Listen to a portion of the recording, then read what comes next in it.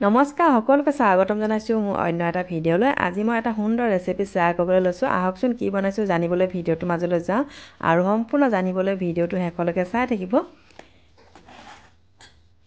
এই ৰেচিপিটো বনাবলৈ মই প্ৰথমে জহা চাউল পানীত 3 ঘণ্টামানৰ বাবে ভিজাই ৰাখিছিলোঁ আৰু পানীৰ পৰা উঠোৱাৰ পাছত পানীখিনি যেতিয়া নিয়ৰ হৈ গ'ল তেতিয়া এই মিক্সি জাৰটোতে মই এই চাউলখিনি গুড়া কৰি ল'ম আৰু গুড়া কৰা হৈ গ'ল।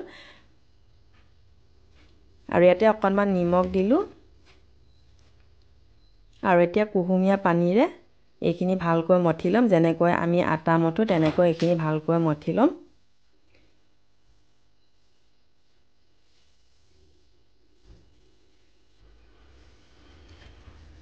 পানীখিনি অকণমান বেছি হৈ গ'ল আৰু অকণমান চাউলৰ গুড়া দি দিছোঁ।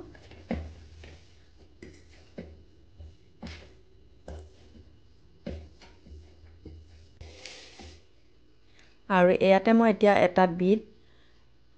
এফাল বিট কাটি লৈছোঁ। বিটখিনি এতিয়া ৰুকি ল'ম। ৰুকিয়া ৰসখিনি এই চাউলৰ গুড়াত দি দিম। এইটো মই আঙুলি পিঠা বনাইছোঁ। আপোনালোকে হয়তো সকলোৱে বনায়, মইনো কেনেকৈ বনাইছোঁ তাকে দেখুৱাইছোঁ।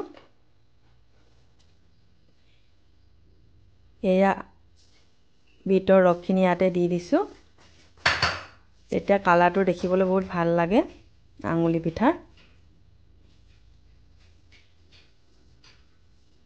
এইখিনি চাউলৰ গুড়া মোৰ বেছিয়ে হৈছে, মই আধা বনাম, গোটেইখিনি নবনাওঁ আৰু এইখিনি থৈ দিম ফ্ৰিজত আৰু নেক্সট দিনাখন বনাব পাৰিম।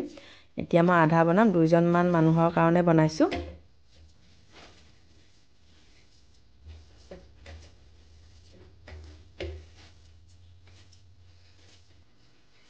এইখিনি ধুনীয়াকৈ মিক্স কৰি ল'লোঁ আৰু এতিয়া এটা এটাকৈ এনেকৈ 2খন হাতেৰে আঙুলি নিচিনা বনাই ল'ম। আৰু গাখীৰখিনি মই এইফালে গৰম কৰি ৰাখিছোঁ। গৰম কৰা গাখীৰখিনিত এইখিনি দি দিম। গাখীৰখিনি গৰম কৰি গাখীৰখিনি অকণমান ডাঠ কৰি ৰাখিছোঁ আৰু ইয়াতে এটা ইলাচি দিছোঁ। আপোনালোকে ইলাচি পাউডাৰো দিব পাৰে, মই গোটা ইলাচি দিছোঁ। আৰু এনেকৈ এটা এটাকৈ গোটেইখিনি মই ইয়াতে দি দিম।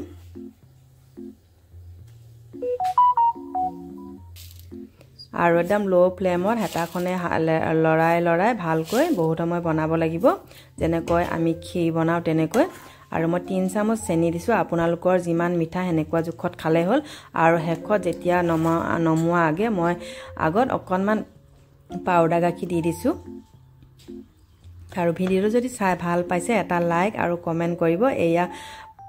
আঙুলি পিঠা ৰেডি হৈ গ'ল। বহুতে ভাল লাগে। আপোনালোকে যদি বনোৱা নাই এবাৰ বনাই খাই চাব। আৰু যিসকলে মোৰ চেনেলটো নতুনকৈ চাইছে ছাবস্ক্ৰাইব কৰি যাব বুলি আশা ৰাখিলোঁ। ইমান সময় মোৰ ভিডিঅ'টো চোৱাৰ বাবে অশেষ ধন্যবাদ জনাইছোঁ আৰু অন্য এটা ভিডিঅ'ত লগ পোৱাৰ আশাৰে আজিলৈ আহোঁ। বাই।